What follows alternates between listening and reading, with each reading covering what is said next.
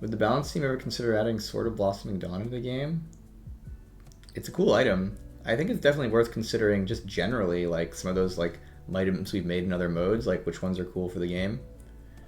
Like, I don't know, I couldn't say if we're going to add one or not, but I'd say if you're making an item and it's in a mode and players really, really, really like it, then that I think makes a good case for like perhaps it should be in the main game. Now, the main game cares a lot about balance and feel and stuff, so some items that are in modes can't be balanced correctly in the main game, and so shouldn't exist even if they are fun. But I think items being liked by players is a valuable output for certain items to have, right? Like, as an example, if we thought it could be balanced, we should bring back Deathfire Grasp. There's a separate question, which is can Deathfire Grasp be balanced?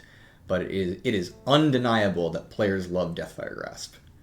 And so it's kind of a thing where it's like, that would be a really cool item to have in the game if it was balanceable. I think one of the things we've determined over the years is that Deathfire Grasp is not all that balanced.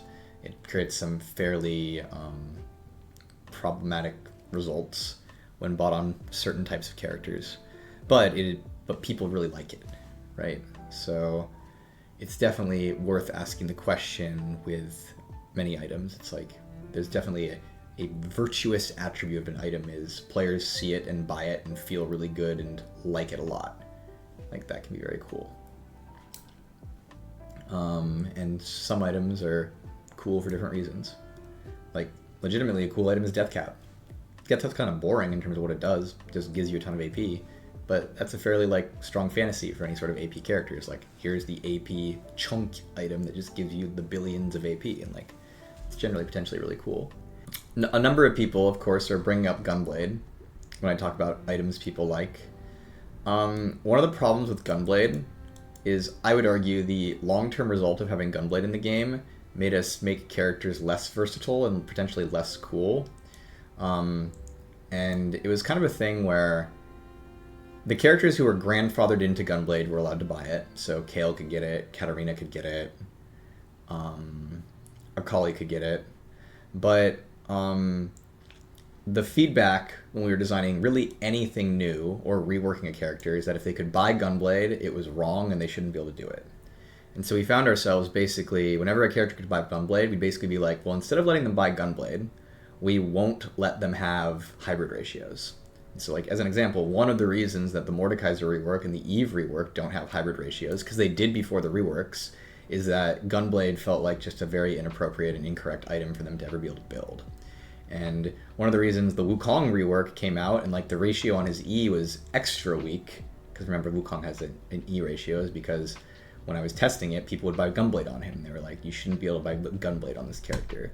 It was an item that had, I think probably because of the targeted slow, a fairly problematic pattern in terms of like its outcome on the game.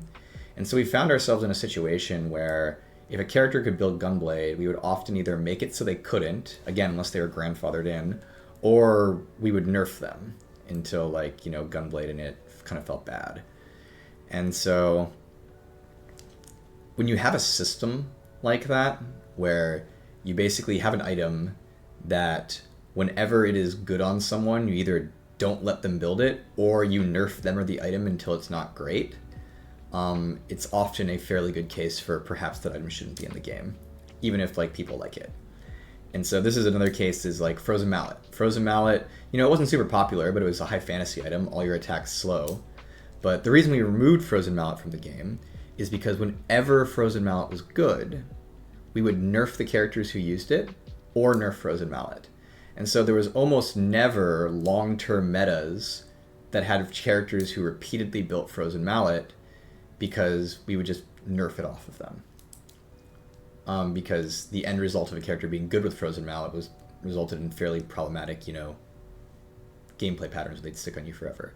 And, you know, there was a few characters who could build Frozen Mallet and it wasn't as dangerous. Like, I would personally say that, like, Frozen Mallet wasn't all that awful when Senna could build it, because it was like, hey, you're a support marksman, you're opting into a low damage playstyle to slow people more, so maybe that's cool. But even that is still kind of like, okay, Senna's just personal me now, right? And so the decision on Frozen Mallet was to remove it because we just didn't tend to like any of the patterns that resulted when characters could build it effectively. And so when you have that, the question is, should you keep it? Why was Divine Sunder removed?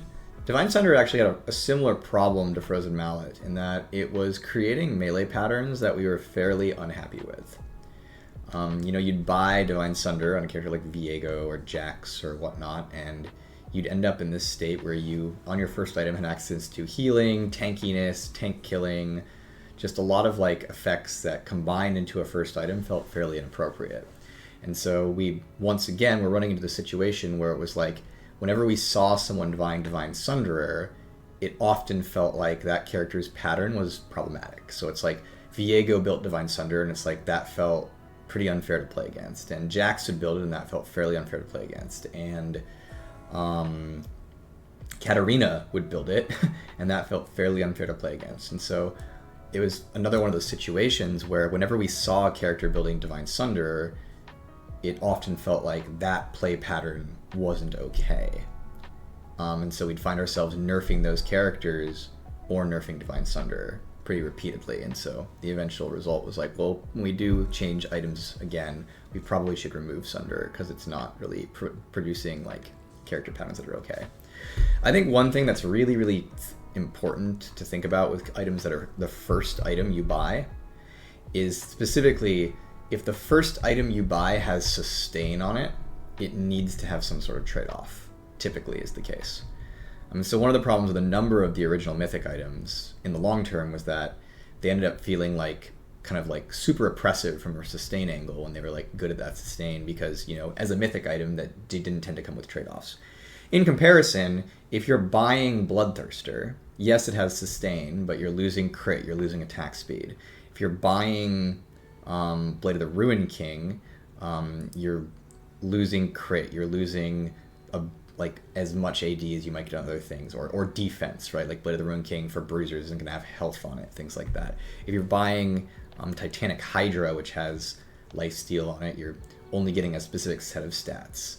And so we often find that like those items are potentially okay because when they are rushed, your character is having a trade-off to do so, which wasn't necessarily the case with Mythic items because, Mythic items had to be designed to be good first purchases most of the time. That's just how it had to be to make sense as a Mythic. And so the ones that had sustain on them could end up in fairly problematic places because, like Yasuo would buy Shield Bow and he wouldn't really give up anything for it in the way that if Yasuo rushes a Blade of the Ruin King, even if that's powerful on him, there are certain stats that he is giving up. There's certain strengths that he is giving up to get to rush a Bork.